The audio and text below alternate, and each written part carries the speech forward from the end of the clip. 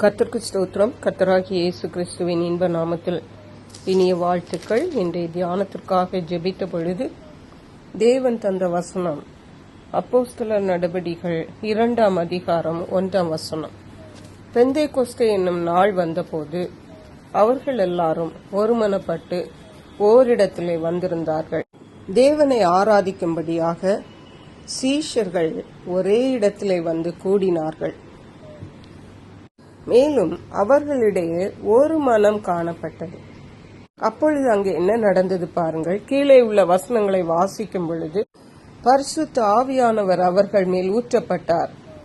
அப்பொழுது பலத்த காற்று அடிக்கிற முழக்கம் போல வானத்திலிருந்து சடிதியாய் ஒரு முழக்கம் உண்டாகி அவர்கள் உட்கார்ந்திருந்த வீடு முழுவதையும் நிரப்பிட்டு, அல்லாமலும் அக்கினிமயமான நாவுகள் போல பிரிந்திருக்கும் நாவுகள் அவர்களுக்கு காணப்பட்டு அவர்கள் ஒவ்வொருவர் மேலும் வந்து அமர்ந்தது. 4 வசனம் சொல்லுகிறது, அவர்கள் எல்லாரும் பரிசுத்த ஆவியினாலே நிரப்பப்பட்டு ஆவியானவர் தங்களுக்கு தந்தருளினார் வரத்தின்படியே வெவ்வேறு பாஷைகளிலே பேசத் தொடங்கினார்கள்.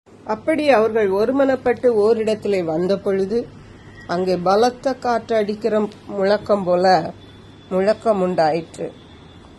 அது அவர்கள் வீடு முழுவதையும் நிரப்பிற்று. அக்கனிமயமான நாவுகள் போல பிரிந்திருக்கும் நாவுகளாலே பேசினார்கள். அவர்கள் ஒவ்வொருவர் மேலும் அது வந்து அமர்ந்தது.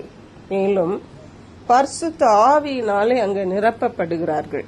அப்பொழுது அந்த பரிசுத்த ஆவியானவர் ஒவ்வொருவருக்கும் கொடுத்த வரத்தின்படியே வேறு வேறு பாஷைகளிலே பேசினார்கள். இப்பொழுது தமிழ் பேசிக் கொண்டிருக்கிறவர்கள் அவர்களுக்கு தெரியாத இன்னொரு மொழியிலே அவர்கள் பேசினார்கள். இது எப்படி ஆயிற்று? பரிசுத்த ஆவியினாலே ஆயிற்று. இந்த அனுபவத்தை தான் நாம் பெந்தேகொஸ்தே அனுபவம் என்று சொல்லுவோம்.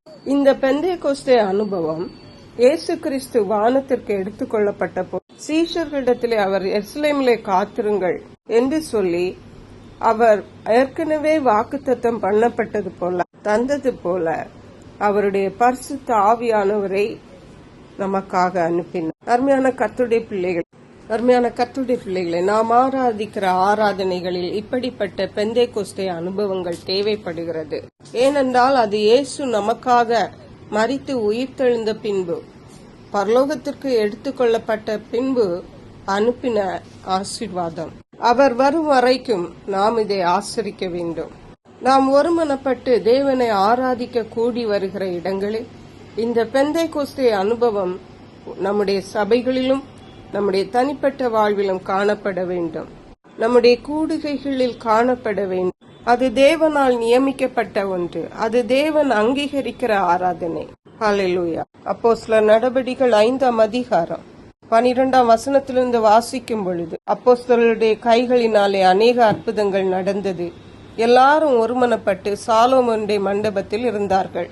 அப்பொழுது அங்கு பாருங்கள், திரளான புருஷர்களும் ஸ்திரீகளும் விசுவாசம் உள்ளவர்களாகி கர்த்தரிடத்தில் அதிகமாய் சேர்க்கப்பட்டார்கள். அப்பொழுது பாருங்கள், பிணியாளிகளை படுக்கைகளின் மேல் கட்டில்களின் மேலும் கிடத்தி பேதுரு நடந்து போகையில் அவனுடைய நிழலாகிலும் அவர்களில் சிலர் மேல் படும்படிக்கு அவர்களை வெளியே வீதிகளில் கொண்டு வந்து வைத்தார்கள். அப்படியாக அவர்கள் சுகமாக்கப்பட்டார்கள். இதெல்லாம் சபைகளிலே நடக்கிற காரியங்கள், ஆராதனைகளிலே நடக்கிற காரியங்கள். இன்றைக்கு நாம் ஆராதிக்கிற ஆராதனை இப்படிப்பட்ட அனுபவங்கள் கண்டிப்பாக தேவைப்படுகிறது. அப்பொழுதுதான் தேவனுடைய ராஜ்யத்திலும் நாம் அவரை துதித்து கொண்டே இருக்க முடியும். இந்த வார்த்தைகளை ஆசீர்வதிப்பாராக. ஜெபி.